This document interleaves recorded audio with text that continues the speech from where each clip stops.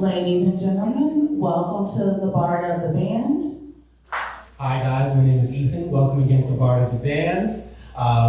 As you know, we've assembled a really strong cast of staunch advocates for our LGBT community. And I know this event is for us and by us, but I kind of want to set the scene a little bit with what's really going on in our nation and in our state. So I'm just gonna take a second. I don't have a clicker, so bear with me as I give a little run through just some background for you guys.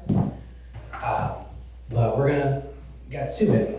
So according to UCLA, as of 2021, people of transgender experience were 4 times as likely to experience victimization compared to their cisgender peers. As you know, this is often underreported. Actually, half of violence against transgender folks are not reported to the police. So this is a lower number than is likely true. In our schools, 43% of transgender youth have actually reported being bullied on school property, which is more than twice the rate of their cisgender and straight peers.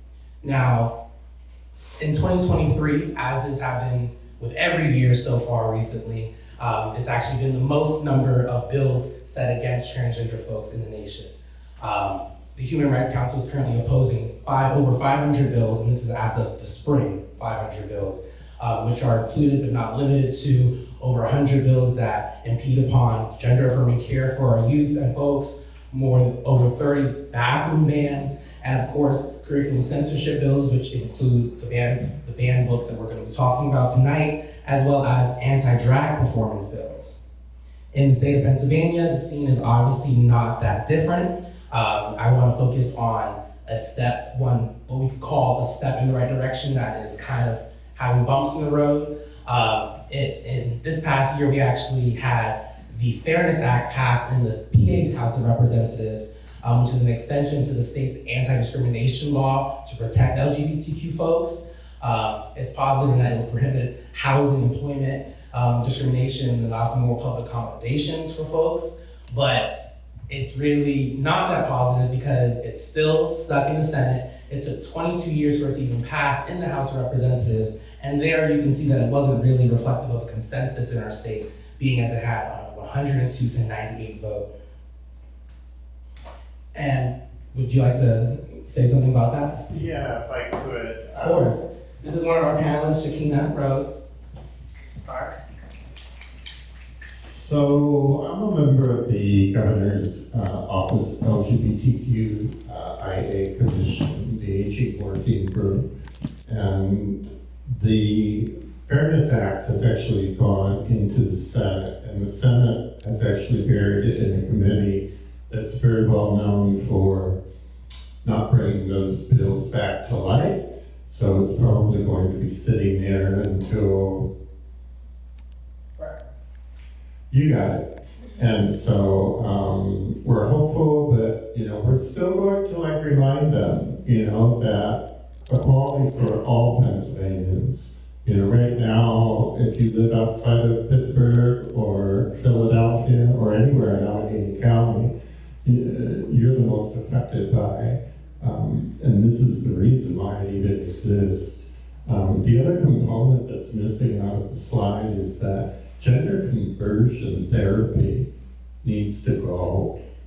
It's still acceptable as a treatment therapy for people in the state. It's gotta go.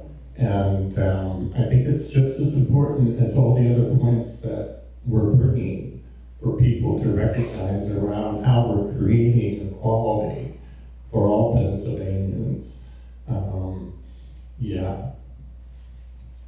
Thank you so much, Ms. Rose, for that contribution. So this is jumping back to our broader topic of book bans, looking at the national landscape. We've had, from 2021 to 2022, over 1,500 book bans, and they've actually affected almost 4 million students across 32 states. And if you look at the graph here, it shows that the majority of these numbers are allotted to books that have to do with LGBTQ themes, and also books with characters that are primarily of color, with protagonists primarily of color. Yes. And in the state of Pennsylvania, there are actually over 450 books banned here, which makes it the third most banned book state. So that said, I kind of wanted to bring our excellent panels to the floor to talk more about this. We're going to start with Mr. Jeff Freedman. So Jeff is a longtime advocate for the LGBT community in Pittsburgh. He's one of the founding members and author of Q-Burg, and also other organizations such as the Steel City Softball League, and he's also a past chair of the Pittsburgh Pride celebrations, and is the current co-chair of Pittsburgh's Pride March and Parade. So Jeff, you come up. I like the picture. I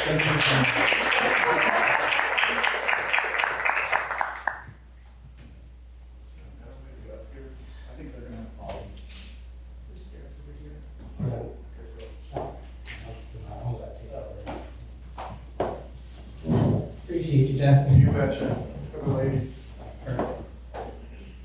Now, we have Ms. Maria Montano. She is the press secretary for the City of Pittsburgh, and she's actually the first human of trans experience to represent us in that position. Thank you, Maria, for all that you do.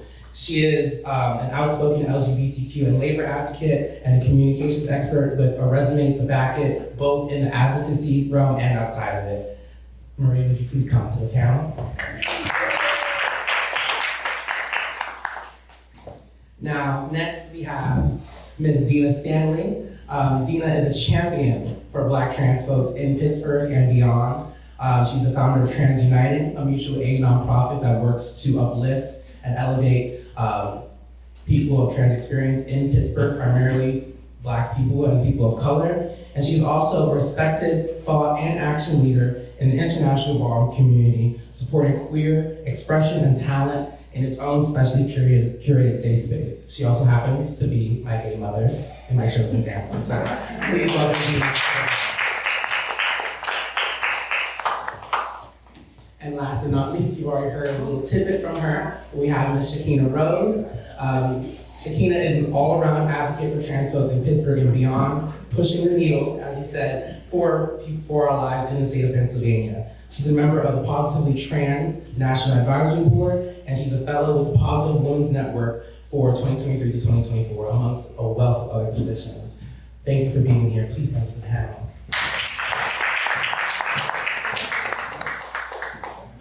Sickening picture. Mind you. Let's get started.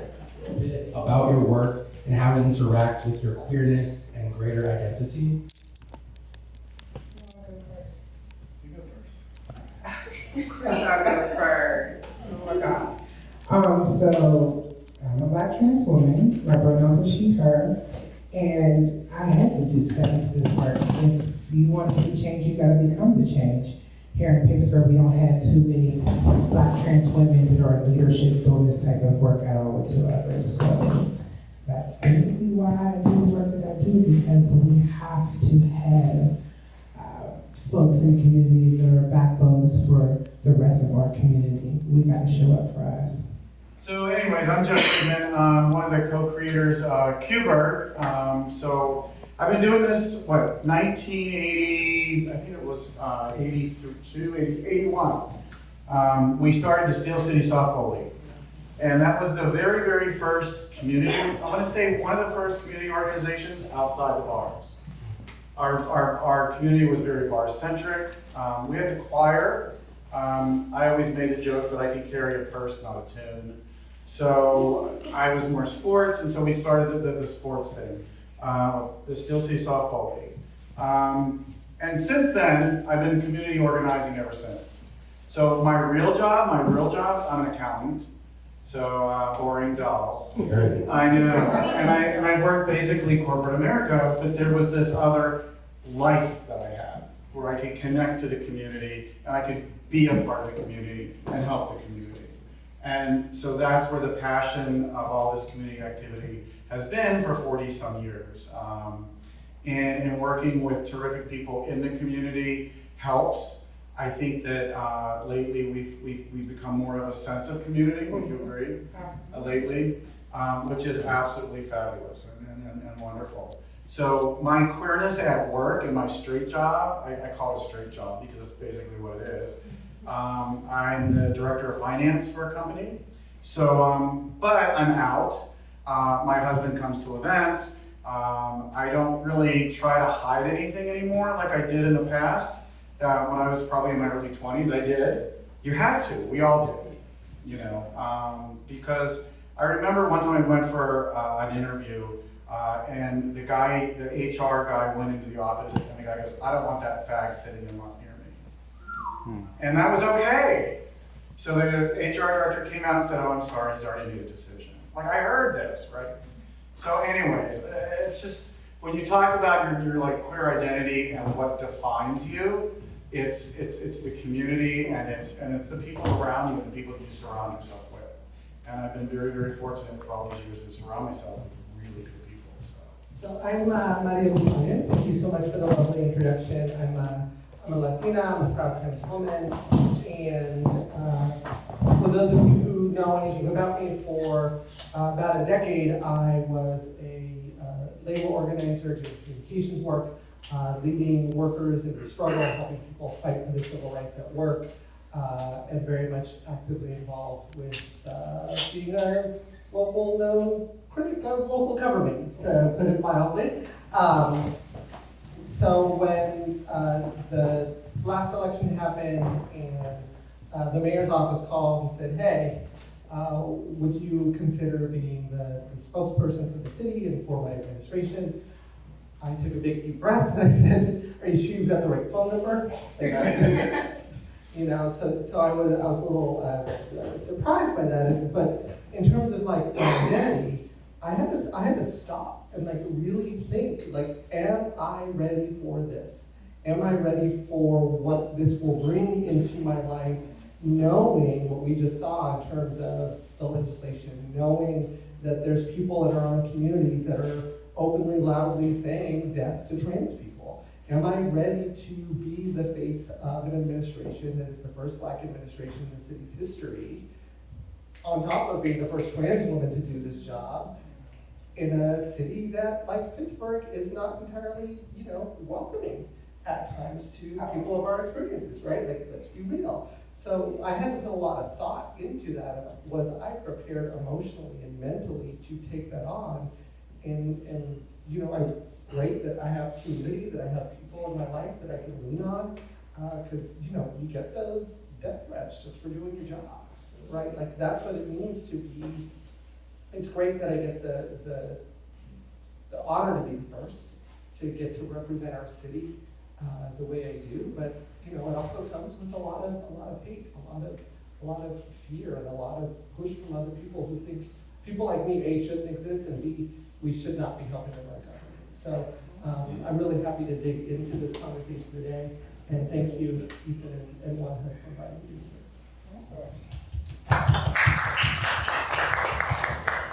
My name's Shekinah Rose. I use pronouns she, her, hers, and accomplice. Amen to that. And so I used to live in Pennsylvania. I grew up in a very small town north of here. I lived in Pittsburgh in '82 for just a short period of time and went, Pittsburgh's not ready for me. I moved to LA, now I'm back.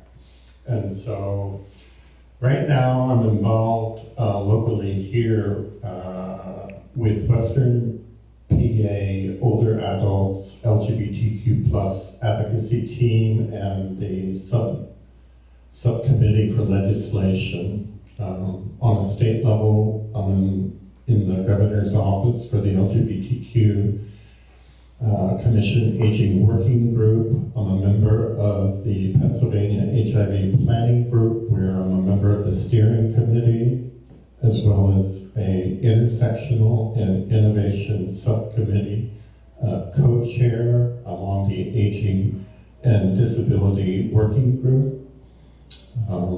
Right now, I'm involved in 3 Rust Belt Center for AIDS Research. One's a scientific working group. This is a collaboration between Case Western University and University of Pitt.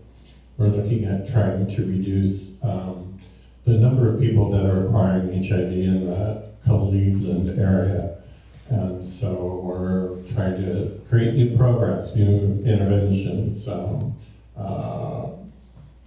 And so the next group is the Rust Belt CFAR, Center for AIDS Research, Sex and Gender Advisory. It's a scientific working group, and I'm an advisory board member.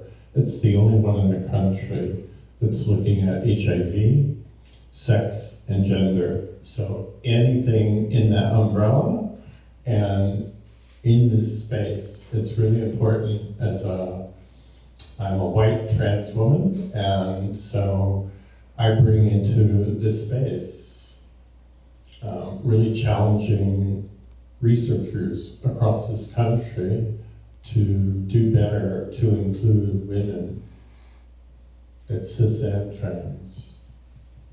And to recognize that there's a lot of work that needs to be done. There's a new Rust Belt Center for AIDS Research substance use. It's a special interest group that's just started. So there's a lot of intersectionality within all of that. Right now, I'm looking at November 16th, bringing the Pennsylvania HIV Justice Alliance. It's a coalition of people working on a Philly here in Pittsburgh, myself, other members from the Center for HIV Law and Policy, which is out of Philly in New York, as well as AIDS Law Project of Pennsylvania. We're rolling out a program for all Pennsylvanians to learn around HIV criminalization. Right now, living with HIV, I'm a person living, surviving, and thriving with HIV/AIDS now for 38 years. And so this is what I bring wherever I go. That's part of my intersectionality to the work that I do. For instance, being on the Pennsylvania HIV Planning Group, I know that Jasmine has been a part of that group in the past, and I'm thankful for that. It's hard work. I'm fierce. And, quite honestly, they don't know what to do with me. Because it's not okay. They're not including us. And I'm talking about everybody in this room. So I work on language. That's the intersection of the queer community that people aren't hearing. They're not meeting us where we're at. So we're rolling out an educational program throughout the state in the next year, and we're really excited about that. On a national level, I'm a part of the National PrEP program, which is part of President Biden's desire to allow for people to have an opportunity to have access to PrEP. That's something that's near and dear to me. We have treatments that are available. I don't want to go on about that, and you'll have me up here all day. I'm a member of the Positively Trans National Advisory Board. That's the nation's only trans organization for people living with HIV. We have now both for Black and brown trans women and men. We have a separate group now. And that comes under the Transgender Law Center out in Oakland. Globally, I'm part of the Choice Agenda as well as AVAC. And I've recently been invited to join the board of directors of Uganda's only LGBTQ human rights organization called HERD, which is an acronym for Human Rights, Economic Empowerment, Development. And so I'm really excited. I'm the vice chairperson of that board of directors. I recently was invited to the Forced Displaced Persons Network, which is the only LGBTQ organization working on human rights. And The other organization that I'm really involved in is the Diamond Mine Project. It's out of New York and Nairobi. And we're looking at relocating as many East Africans as we are able to. And once we get our 501(c), we're going to be able to get corporate money. And I've already created a pathway for people living with HIV from East Africa to be able to access services the minute they hit the ground. So I'm really excited about all of that. And needless to say, I'm trying to uplift a lot of, I didn't even mention Positive Women's Network.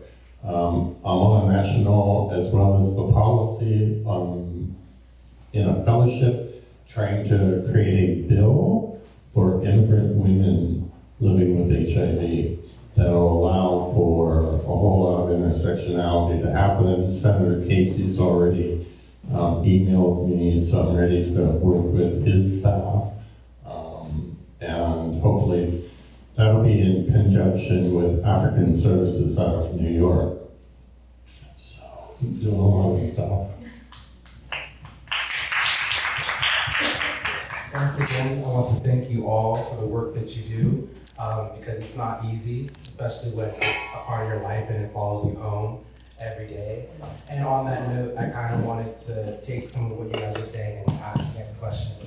You talked about how we need to be met where we are, and we also talked, it seems that a word that has been, is, and always will be a buzzword is representation.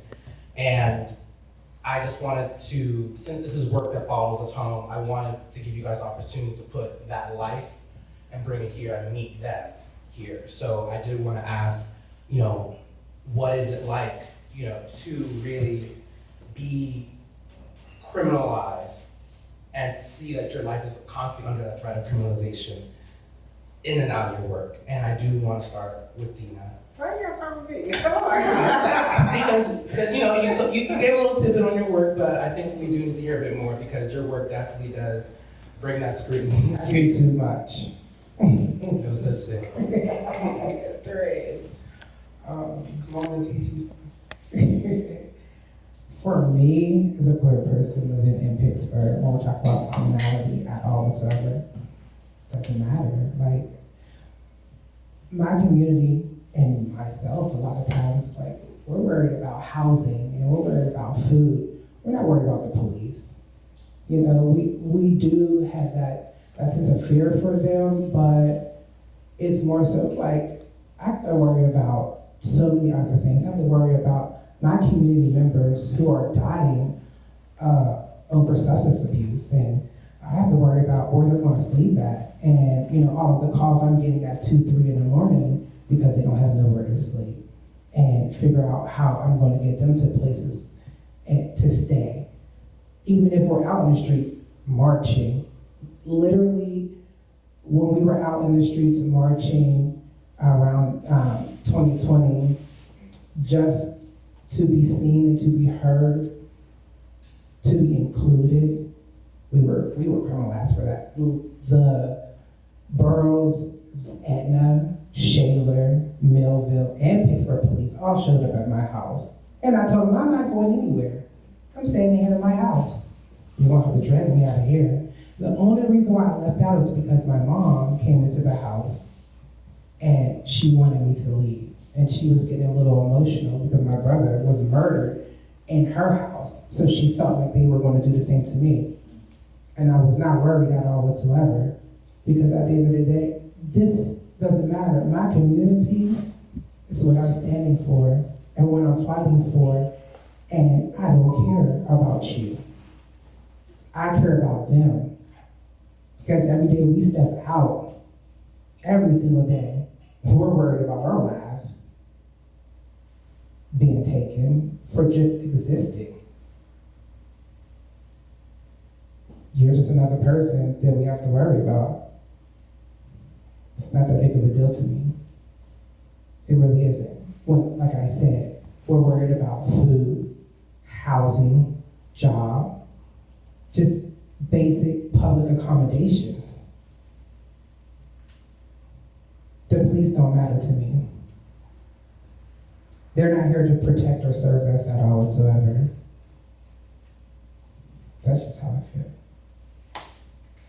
Any of y'all want to see anything? You want to say something? Dena called me out like that. No, so I Be think, careful now.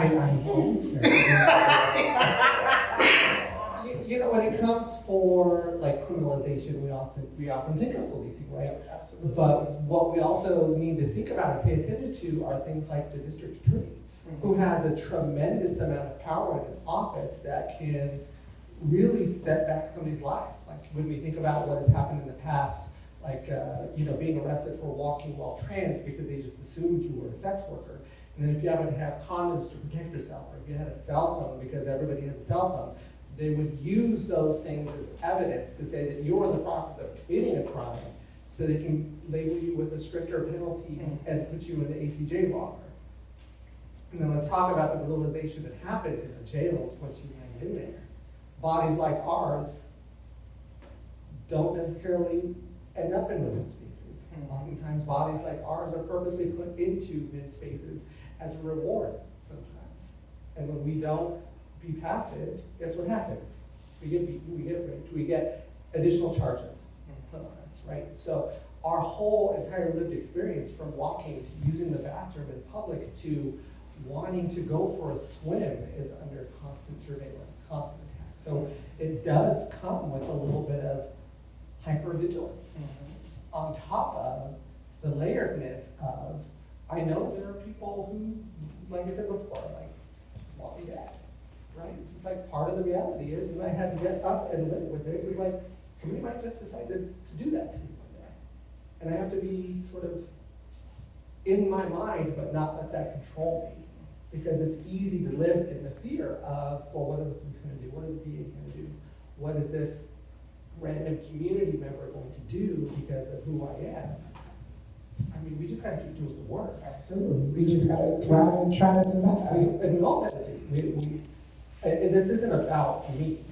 This isn't about what I represent. This is about giving an opportunity to show that when we invest in people, we give them opportunity, when we say, hey, you belong here, you're welcome here, you're loved here, you can do great things. It's all the other stuff that gets in the way. It's like, what do we do?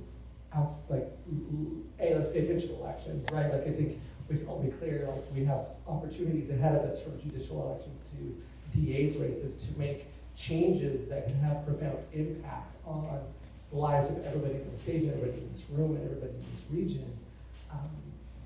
But that's not enough, right? It doesn't stop an election. So I ask this, and I tell people all the time, like, Dena and I, we get along very well, but she also calls us out on our bullshit, right? Like, because it doesn't end with an election. And you also need to hold us accountable once we're there, right? Because we still have to live up to the promises we made. So that's what I have to say about that. Because it's the systems. It's the the system. systems. Yeah, we have to change the systems and rebuild. We have to abolish the systems and rebuild the systems, because that is the problem. We can put people in places all day long, but if we don't rebuild these systems that are in place, we're going to continue to have the same results. Thank you, sisters.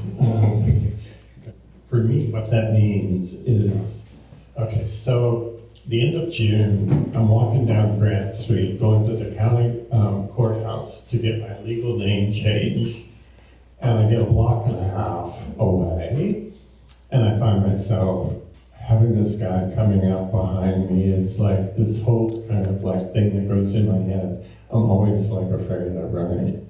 It's happening now, and it's real, and it's surreal, and all of a sudden I'm assaulted. Broad daylight, 11:30 on a Pittsburgh street, and I'm like going, oh my God.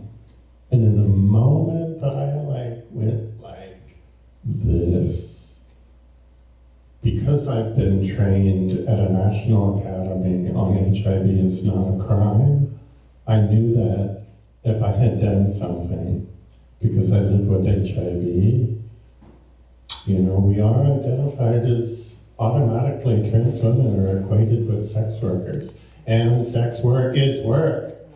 It's okay. Now, in that moment of wanting to strike him because I'm being assaulted, I'm also very aware that if I beat the crap out of him, he's going to say that I came on to him and that it was all my fault. Right? The police take me away. I'm being charged for solicitation. They have the ability to look at my medical records. They see that I live with HIV. They're going to enhance my sentencing. They may drop the charges. That enhanced sentencing is still, it's quite possible that'll stay on my record if I go to jail for solicitation.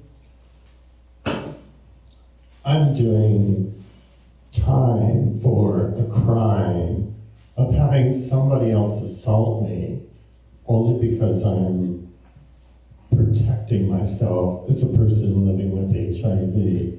I'm on treatment, I'm undetectable, I'm untransmittable. So, and then after I get out, I'm on a sex registry. I'm a sex offender for being assaulted.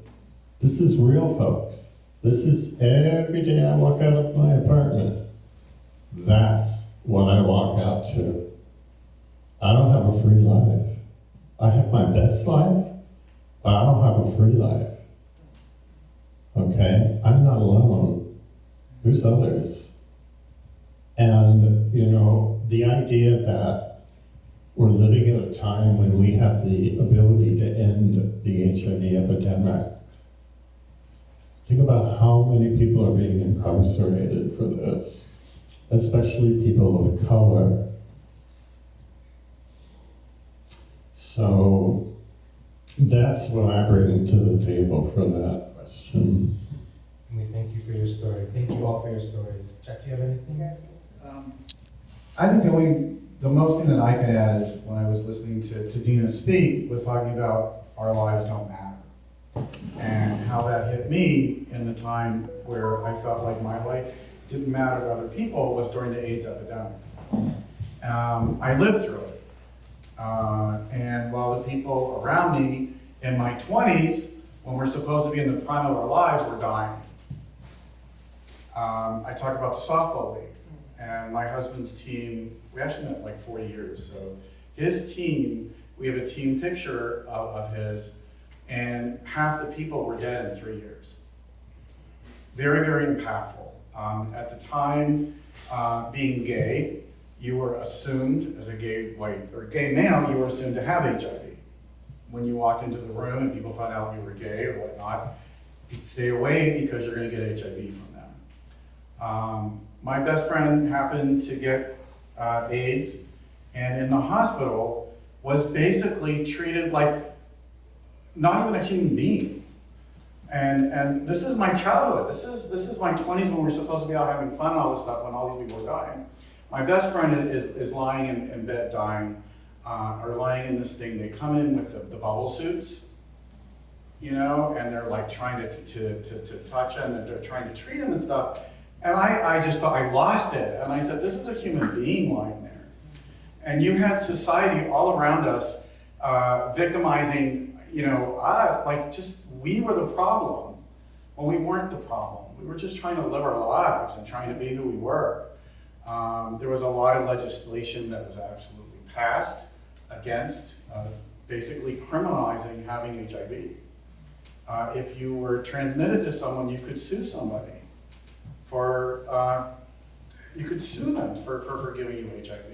I mean, there was this bubble in time. The worst thing about my best friend death was the fact his parents flew in from Philadelphia. His mom and his sister came in and couldn't deal with it. They had a gay son, and they had a gay son she had a gay son, and the gay son was dying of AIDS. And she goes, what am I going to tell people? I just lost it. And she got up and she just said to the doctor, she said, listen, I can't deal with this. Jeff's in charge, you do what you want. Jeff, I took everything out of the apartment I needed from him, just let me know. And when you're saying about our lives matter, right? I think that was very impactful for me. On a personal level, that all lives matter. And anybody going through any sort of situation that makes them lesser than, when they don't need to be lesser than, is such a horrible, horrible experience for anyone to go through. And I think pretty much all of us in this whole room might have felt that at some point. And I try to treat myself as being greater than all the time. It's tough, because in the back of my head, I've got that, I've got that voice telling me that, I'm not gonna amount to anything, and, I'm gonna be this society piranha. And I'm hardly that, So it's very interesting when we say that our lives don't matter. That was a great case, in that case, where the gay community was kind of rallying. And there was the ACT UP, and there was all the demonstrations that were happening. And so I think it really set the stage for us as people to show us the various types of protests that we could have, and the various types of activism. And there was quite divided in the gay community about, ACT UP, which was very, very in your face, and then there was the very passive ones that were happening. And yeah, I mean, it was amazing. It was amazing that I really believe that it set the stage and it helped us. And I believe that there have been stages for all of us, and these levels of I don't want to say acceptance, because we're not fully there yet, but we will. So that's pretty much, I just want to say that's what really hit me about the one time I really felt less than, so, and hurt, so that's it. I just want to add one more story. Doing a lot of advocacy for the LGBTQ community in East Africa, that's Kenya and Uganda, and a little bit in Tanzania. I'm very vocal on Facebook. I do a lot of postings direct from Kakuma, a refugee camp, as well as some people in Uganda. President Museveni knows who I am. He has sent people on Facebook to remind me that he's watching. I did a posting recently on some LGBTQ violence that's happening in Ethiopia. Within 2 hours of posting that, I had a known terrorist organization reaching out to me. This is all very dangerous work, but this is where we're at. What's happening over there is, it's here too. Thank you for that. And thank you all for those stories and recounts. You three ladies, you mentioned in your stories before, something harrowing involving the courts that has nothing to do with the job description.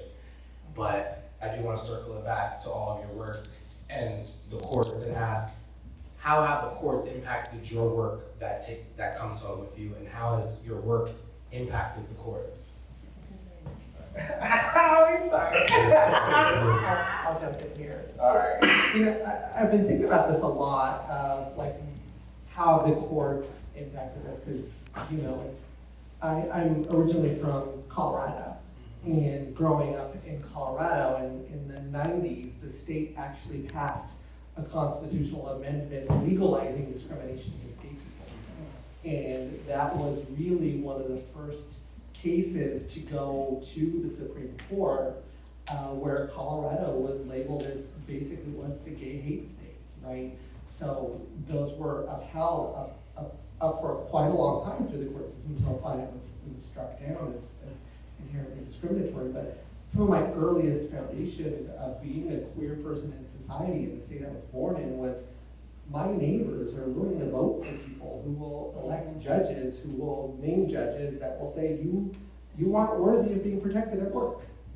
You aren't worthy of being protected if you're trying to buy a house. You aren't worthy of being able to use a public bathroom, right? So when we think about the role that the courts play, it really is thinking about a variety of things, right? It's yes, the decisions that they make, who and how they get elected. how do we elect judges here in Pennsylvania, right? Like, how do we even begin to research what their judicial philosophies are? How do we even know these things? There's so many questions about the role that judges play, but they have huge impacts on our lives, right? Like same-sex marriage wasn't legalized by the Supreme Court until recent memory, right? So I think we got lucky. I was shocked. I don't know if you all were shocked, but when the trans workplace non-discrimination went, when I read the reading, I was like, wait, did I read this right? Right, because that was such a shock, I think, to everybody. But we've seen from the federal level, one of the biggest things that's happened was the installation of judges from a perspective that doesn't think the people on the stage have any value, that we shouldn't have basic rights, that we shouldn't have the right to live our lives free from harassment, discrimination, abuse, who are working to instill that. And I think that is why we're seeing so much of this legislation move forward. Like, we haven't seen it in years past, because there was a little bit of a judicial wall there in terms of a basic level of protections where you would feel like, oh, these federal judges aren't going to do that.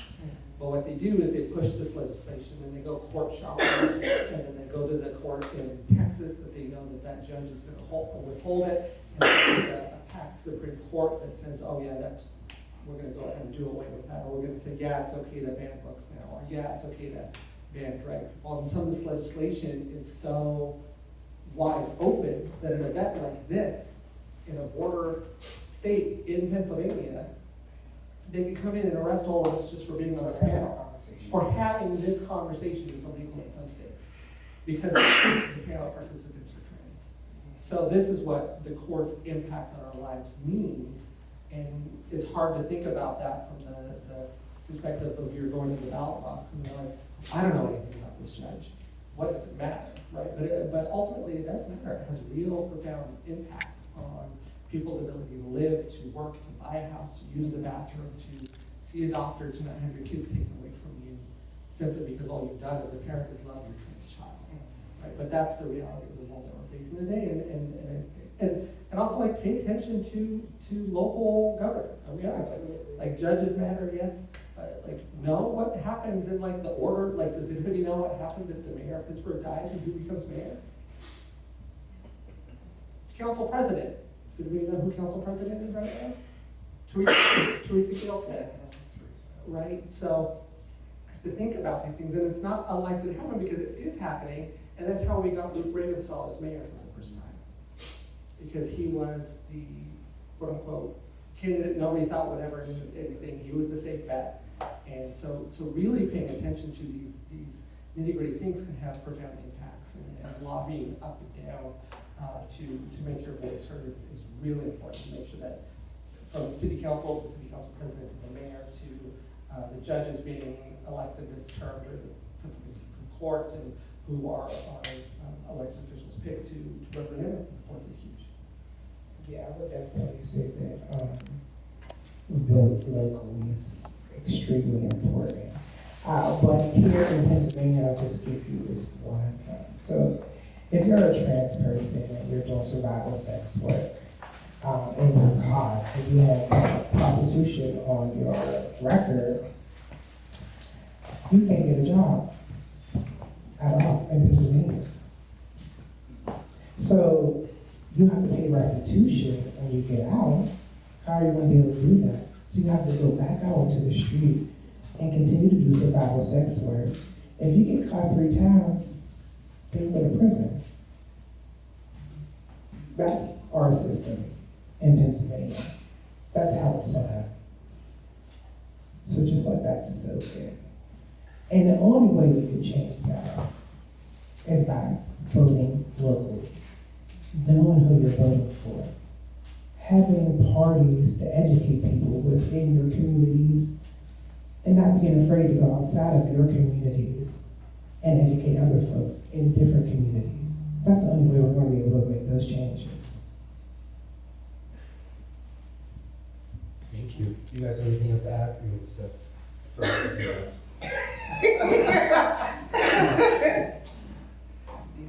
Gosh.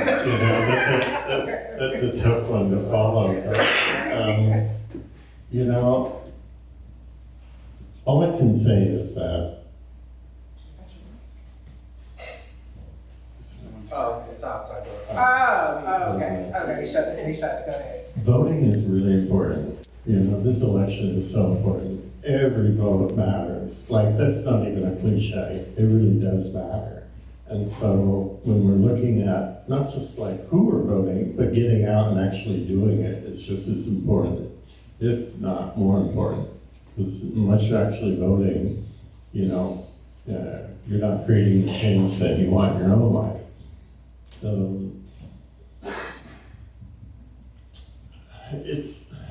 Remind me of the question. The question was how the courts impacted you in your work and how's your work impacted the courts. But you know, we can just jump off. Our open conversation, so just be organic. Whatever comes to your mind, just talk about it. Okay, so I'm knee deep in criminalization within the state, within the nation, globally. And, you know, when I really kind of look at this, and, you know, there's the foundation of all of this, everything that we're talking about is stigma. You know, stigma drives hate, stigma drives anyone's inability to like make connection because, oh, they're trans, oh, they're queer, whatever label you want to use, but it's the stigma. We're all people, and we all are living in this like world, and you know, the more that we separate and isolate ourselves, we're criminalizing ourselves. You know, and quite honestly, you know, we need to be looking at where we're going. We really do. Where are we going? Right now, on the streets of Pittsburgh, in the last 4 months, I'm a person out in Pittsburgh every day. I'm on the street. People know who I am. You know, I'm just Shekinah, and people love me. Because I'm just Shekinah. They get me. You love me, you like me, but Shekinah is a person, and she's okay. So, you know, I'm noticing on the streets, because of all the things that people are like experiencing on the television, things are changing. I said to my provider probably 2 weeks ago, I said, I'm concerned I'm gonna be like my East African friends one day and wake up and go, I can't leave my apartment. It's too frightening out there. You know, and this is the reality that I'm not wanting to have, because how am I existing? You know, I swing my head all day long. I have people that love what they see and they want a piece of it, and then I've got people who like will throw shade, who will like get in my face or just say really, it's becoming a little bit verbal, to be quite honest. Oh, look at the freaks are out. What was she thinking? And then looking at me as if it's okay to verbalize these things. So these laws that are being put in place, we have a few more that are coming, folks. I learned of one last night from Judge Daniel McAfee. And, you know, there's a lot to be aware of and concerned about. These are our lives that we're talking about. And, you know, unless we actually engage with the people who are like trying to counter it and say, how can I help? What can we do? How can we support you? I'm here.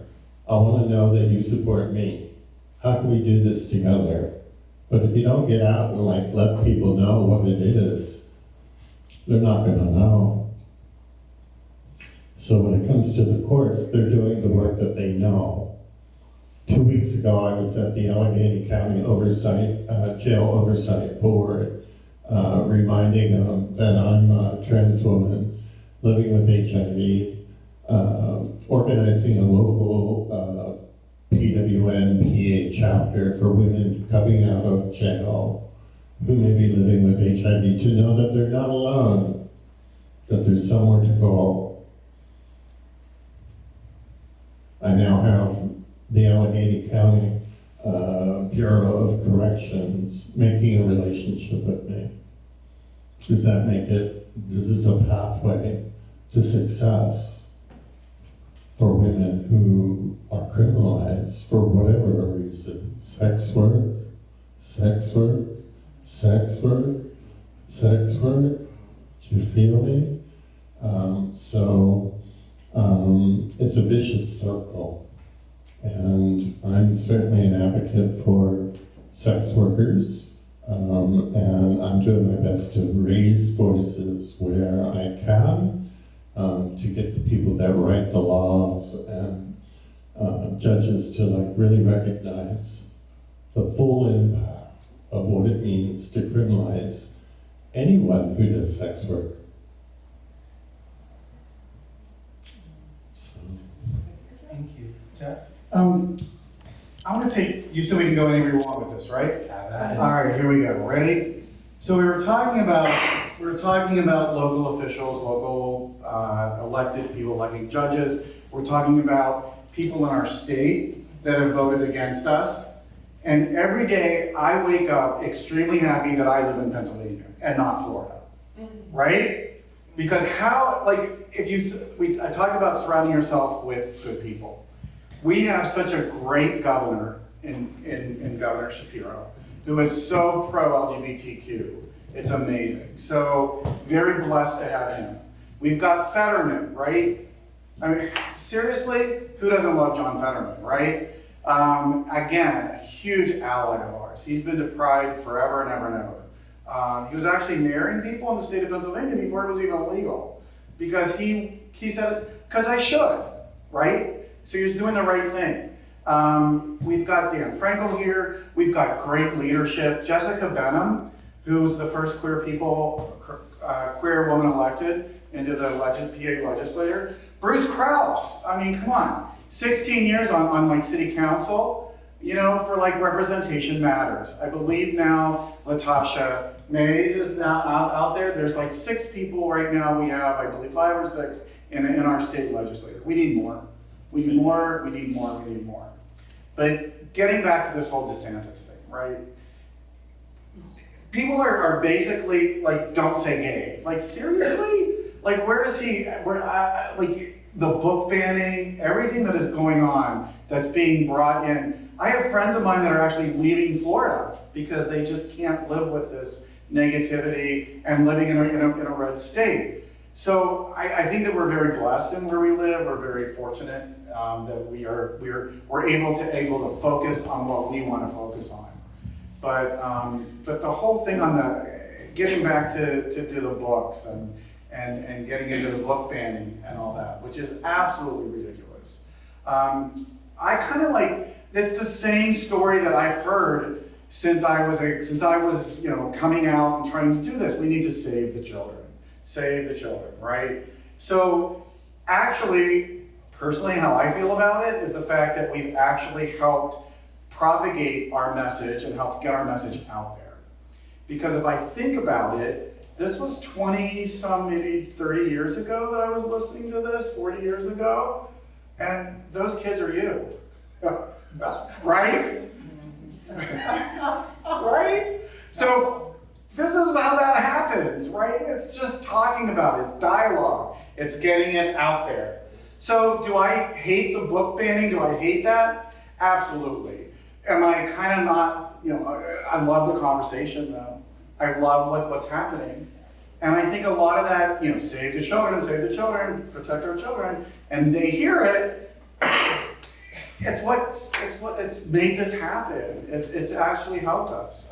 So I really believe that, and I firmly believe it. But as far as I think that parents that want to teach their children to do the right thing will do the right thing. Hopefully, we could grow out of generational hate That one day we can live in a society where like they're gonna laugh at this and go, wow, did we really have to ban a book? This is so silly, right? So, yeah. So I just want to add a little bit to what you were saying, Jeff. Okay. In Allegheny County and in Philadelphia County are two places that are safe. Anywhere outside of that, you're not safe as a queer person in Pennsylvania at all whatsoever. Also, we're looking at a genocide of queer people, especially trans folks. That's what's happening.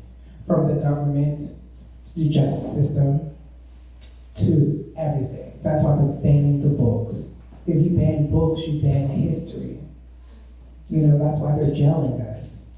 If you jail them, you know, if you don't give them the opportunities to grow and thrive and succeed, they will lose all hope. If you let folks murder them and do not prosecute them for that murder, that's letting everyone else know that it's okay to do that. If you put all this propaganda out there and say these people are bad people, because that's what's happening. Because people don't know white, black, straight, gay, they don't know about trans folks, it's easy pickings. So I can go in and make a whole bill for trans folks, but inside of that bill, I can build in anything I want for women, for black folks, and everything under the sun. But in that whole thing, I can still eradicate these trans people because I don't know nothing about that. I don't like that. But that's what's happening. They are trying to eradicate, not trying to, they're actively eradicating us. Let's be clear. Because if you look around, that's what's happening. And I just want to jump in on here, and it's like this legislation is more than I think the book or the be able to tell our stories. It's banning our ability to exist in public. When they take away our right to pee in a public bathroom, that means we can't leave our home because if we go to use the bathroom, like in Florida, I'm not technically allowed to use a women's restroom. North Carolina, North Carolina, Texas, all over the place, right? So if I can't use a bathroom without fear of being arrested, what happens? I hold it when I'm out in public, which leads to my body decaying, getting kidney stones, getting infections, which pushes me into a medical system that doesn't respect me as I am as a human being. So I'm not gonna get the kind of care that I deserve, that I need to be okay, that I need to live.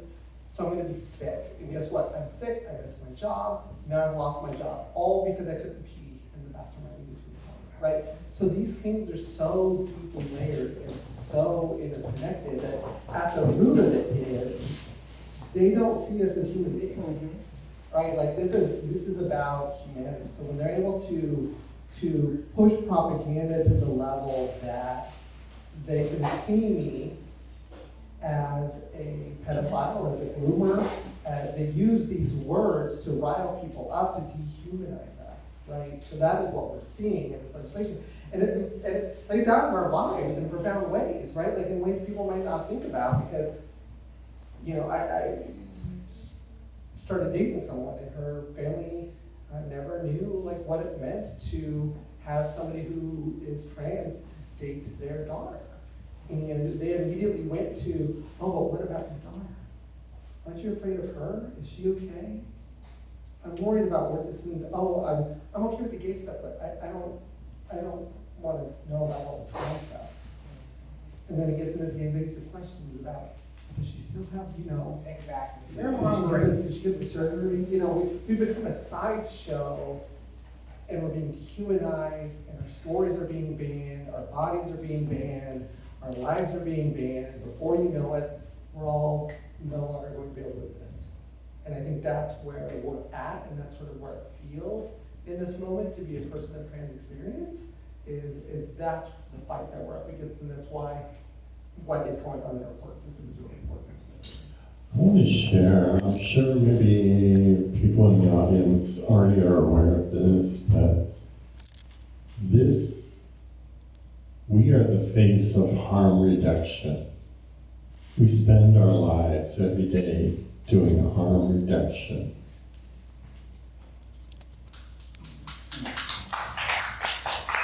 I do want to ask, you know, you were talking about stigma We were talking about how it feels right now to be a person of trans experience today, while with this onslaught of legislation against us.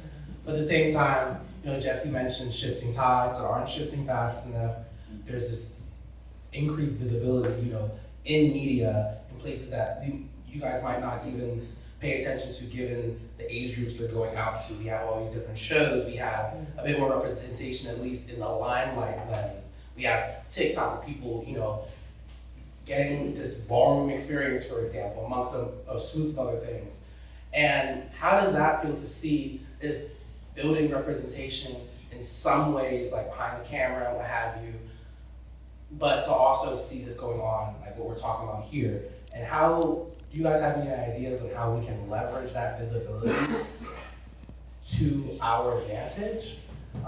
I know that's a yes or no question to an extent, so I don't want to. This crowd, it's not yes or no. But I did want to put that out there because, we have Pose, we have Legendary, we have all these places where we do see people getting a little piece of it, but at the same time, we don't hear any of these messages happening. For me, I think that's just letting folks know, like, I see you, I hear you, and you can be yourself. But then they also, like, I see you, I hear you, you can be yourself. And then they watch the news and they see what's happening. Like, damn, I'm gonna be me, but it's gonna be hard. But I think I can make it, I'm not sure, and they start that struggle, that fight. And sometimes they don't make it. There's so many folks, especially young folks, queer folks, and trans folks, that unalive themselves at young ages. And it's so sad. It's over 49% of young queer and trans folks that unalive themselves, mainly because now you're seeing an uptick of us just being us because of the representation, but also, from the fearmongers, of the media and everybody else, the family's not really being accepting, or even if the families are accepting, they're going to school and the school's not accepting.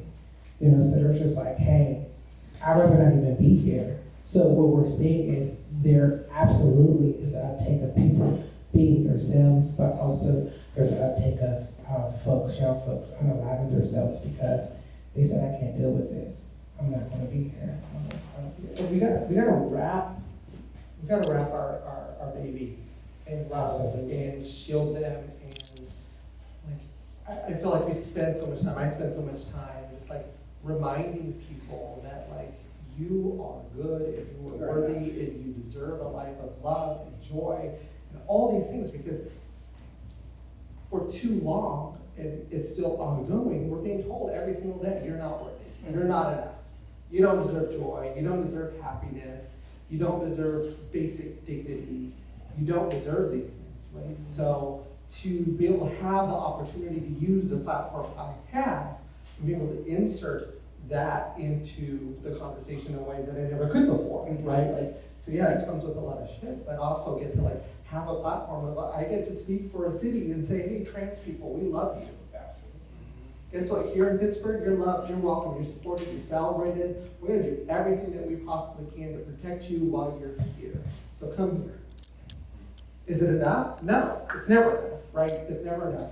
And because we know at the end of the day that representation is equal liberation, and that's just free, right? Until all of us are free. And right now, there's too many of us who are being incarcerated, criminalized, and hurt. And for too many, they see that, right? That ultimate choice of, I can no longer face this onslaught. So I'm going to do what I need to do and not be here anymore, right? So love your kids, love your trans family, and yes, protect kids, but also protect your trans elders, man, because we're tired too. This shit hits us just as hard, right? It really, really hurts, right? And oftentimes I'll go through all this stuff, and I'll put up a post about me on the City of Pittsburgh page or whatever about who I am as a person. It's just nothing but anti-trans hate rhetoric.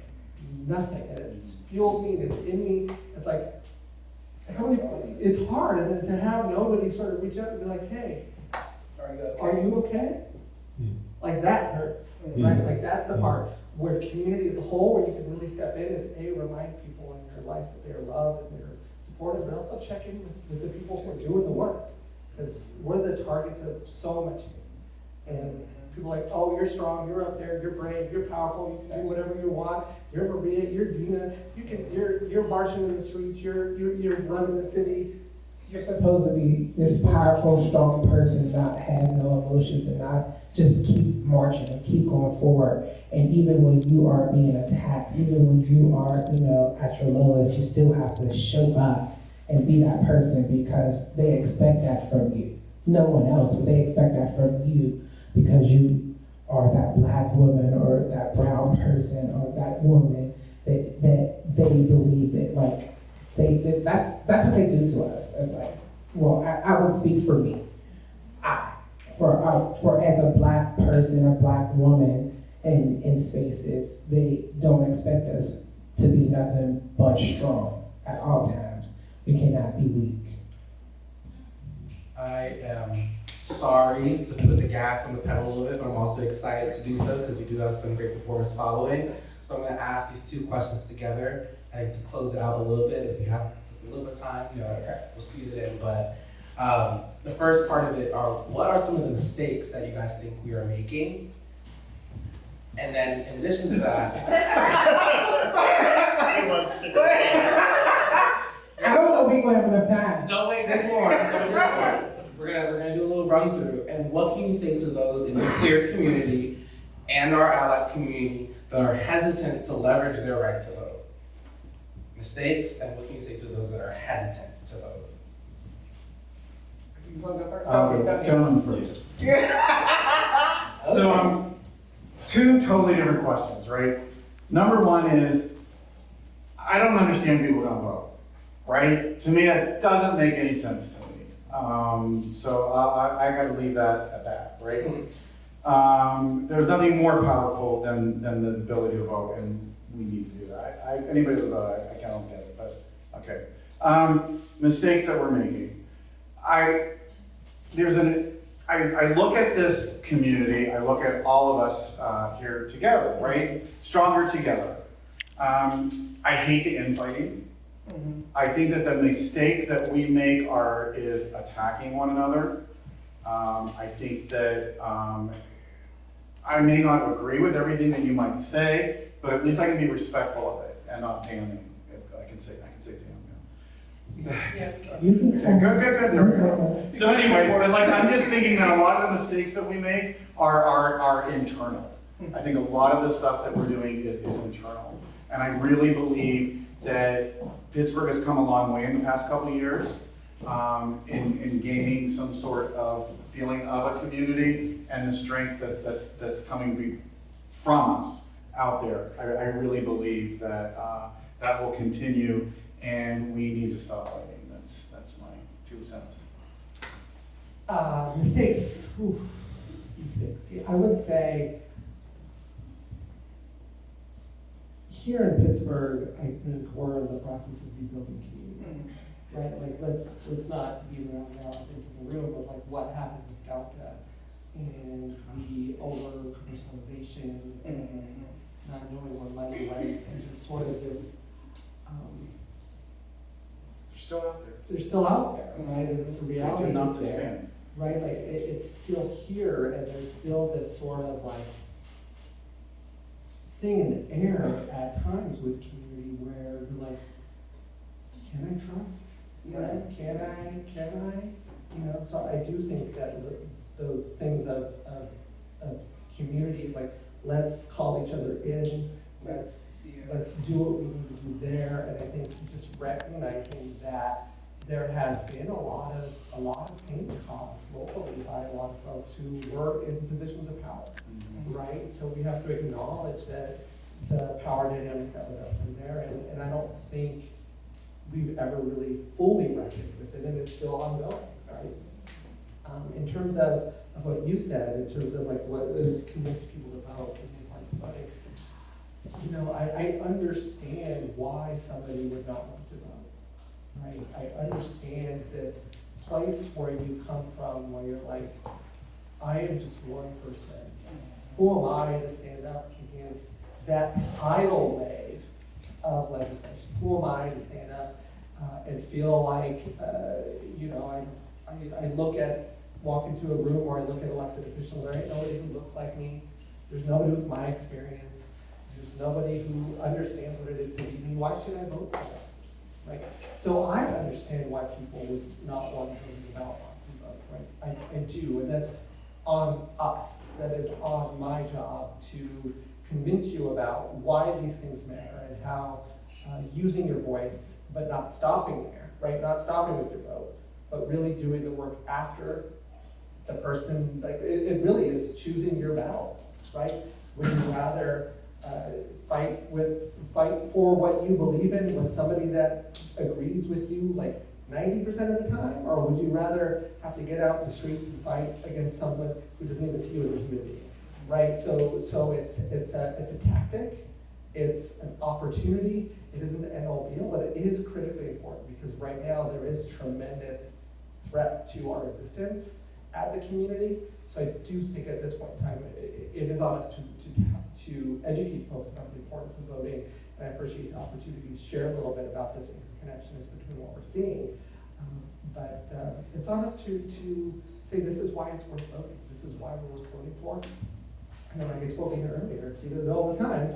Come get us. Now you know someone in the mayor's office, right? Like, want my phone number? Here it is. It's 412-500-6669. Text me, call me. I'll gladly give it to you anytime. If there's something that you want to address, if you want to work with us on making the city the best place it can be for trans people, I want to work with you.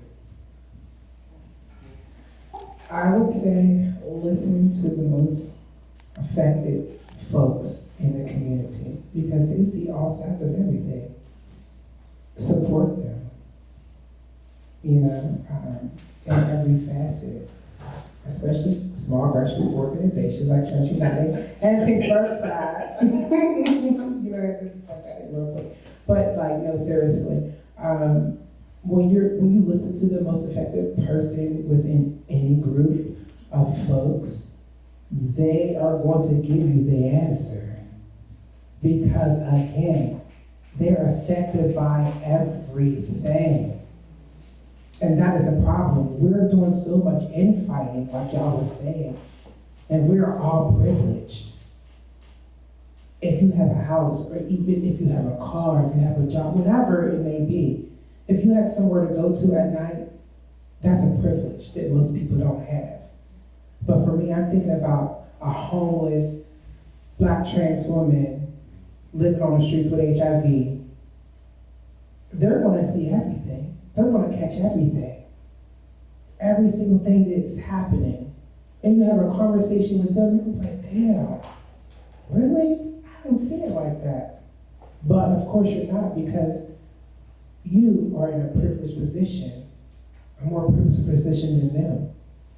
But basically that's it. You just listen to community, support community, and that's how we could start making that effective change. Vote? I got here the vote. Absolutely, I said that all night long, on a local level. But let's get into that. I'm here for the Fed election. That's cool and dandy, but I want to put it to you like this. On the Fed level, we have health care for trans folks. But guess what? They don't offer that in Florida, in Texas, and in Tennessee. So what does that tell you? The Fed election is not important like the state election, the local elections. The local elections are more important, but they pour more money into the Fed elections because they know if we start focusing on the local elections, we're really going to make a lot of change because that's immediate change. That affects right now. That is what we really need to be pouring our funds and heart into, educating our community around these local elections because they are so important. Because if we have healthcare on a national level, but they can ban it in the states, that is an issue. And that's the only conversation we should be having. Does that work for you? Okay. You spoke up. I'll just say, I'll put out a plug here. Transgender Law Center just made an announcement today that they're suing the state of Tennessee for HIV criminalization. They're now going after the state, and it's looking like it's unconstitutional. It's going. So, being a new person into Pittsburgh, I've traveled around a lot in my life and had a lot of different kind of LGBTQ experiences. And Pittsburgh is changing, Maria. Way too slow for this. Here, for me, I'm like, can we speed it up? We're living in silos. This is what they're talking about. Everyone's living in a silo and it's privilege. We've gotten accustomed to being really comfortable, like, with that privilege. We've earned it. We've done X, Y, Z. I'm comfortable in my box. Guess what? The box is burning. Literally, it's burning at the moment, and I'm watching TV because I don't see it. Other people can talk about it, they can tell me, I'm listening, but I don't get it because I'm privileged. It happens to other people, it doesn't happen to me. My house is burning now. I just don't know it. So that's what I see a lot of. And I'll speak to the white privilege specifically. And I've done a lot of work around the community in the white privilege space. I've spent a lot of time educating on what it's like as a white trans woman. And this is with my elders. I'm a person who's advocating for change for elders like myself. I'm terrified of going into aged care. I'm working to change the way that we're not only perceived, but getting educational institutions to incorporate SOGI training so that when I need to go in, I don't hear, I'm not showering her, or is it him? I'm not doing that. So I've actually spoken in Washington, D.C. in March on this. So when we look at the privilege that we all carry, it can be gone in a minute. And that's what's happening, with all of us. You don't have to be trans to have it wiped away. We're all queer. And, getting out and voting it's so important, if we don't come together, we're still going to be in our silos, but it's going to get even harder because we haven't come together to really unify, to amplify, solidify in solidarity our right to exist. This is serious shit, folks. It really is. And I've been waking people up in this city for about a year. It's exhausting. I know I'm kind of on a bit of a rant, but really, unless when you see somebody out in the community, this is going to what we're not doing right. If you see somebody that you can see may identify in any way other than your own, make an effort to say hello. Hey, that's a nice, you fill in the blank. I love your hair, those boots are great. You get me?